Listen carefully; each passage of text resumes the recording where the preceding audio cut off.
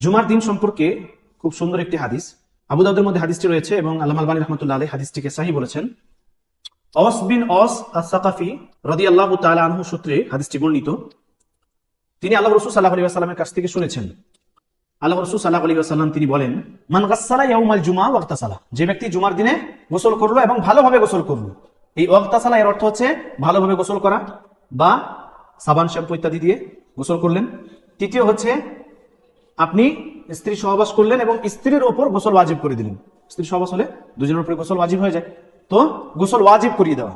তো আল্লাহ রাসূল সাল্লাল্লাহু আলাইহি ওয়াসাল্লাম তিনি বললেন যে মান গাসসালা ইয়াউমাল জুমআতি ওয়াগতাসালা, যে ব্যক্তি নিজে গোসল করলো এবং অন্যের উপর গোসল ওয়াজিব করিয়ে দিল, মানে স্ত্রীর সাথে সহবাস করলো এবং স্ত্রীর উপরও গোসল ওয়াজিব হয়ে গেল।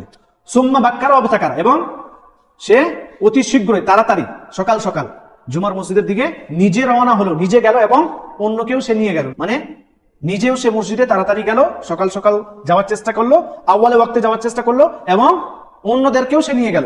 ও মাশা ওয়া লাম ইয়ারকাব, সে পায়ে হেঁটে গেল, কোনো যানবাহনে সে চড়ে গেল না, যেটা আজকে দেখতে পাওয়া যায় না।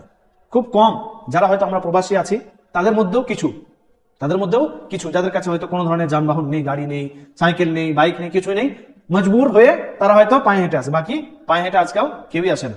তো এই হাদিস ওই সমস্ত ব্যক্তিদের জন্য যারা পায়ে হেঁটে আসে, তারা এই ফজিলত কিনতে পাবে।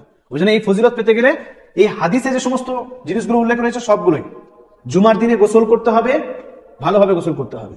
দ্বিতীয়ত, সে নিজে অতি শীঘ্রই অতি তাড়াতাড়ি জুমার মসজিদে আসবে এবং অন্যদেরকে নিয়ে আসার চেষ্টা করবে। তৃতীয়, সে পায়ে হেঁটে আসবে, কোনো যানবাহনে চড়ে আসবে না, এবং সে মসজিদে এসে ইমাম সাহেবের কাছাকাছি বসবে, কোনো ধরনের অনর্থক কথা বলবে না, জুমার খুতবা ভালোভাবে শুনবে। তাহলে সেই ব্যক্তির প্রত্যেকটি পদক্ষেপে পুরো 1 বছর রোজা রাখার এবং 1 বছর কিয়ামুল লাইল করার সমান সওয়াব পাওয়া যাবে। সুবহানাল্লাহ। ইনশাআল্লাহ আমরা মাঝে মাঝে চেষ্টা করব, কোনো সময় না পারলে এই হাদিসের পুরো অর্থটাকে সামনে রেখে একবার চেষ্টা করব। গোসল করলেন, ভালোভাবে গোসল করলেন এবং সাথে সাথে কি করবেন, তাড়াতাড়ি মসজিদে যাওয়ার চেষ্টা করবেন, ইমাম সাহেবের কাছে বসবেন, পায়ে হেঁটে যাওয়ার চেষ্টা করবেন। পায়ে হেঁটে আমাদের দেশে একটু সহজ হয়, কারণ সেখানে রোদ বৃষ্টি কম, একটু রোদটা কম বেশিরভাগ, আর দ্বিতীয়ত কাছে মসজিদ হয়।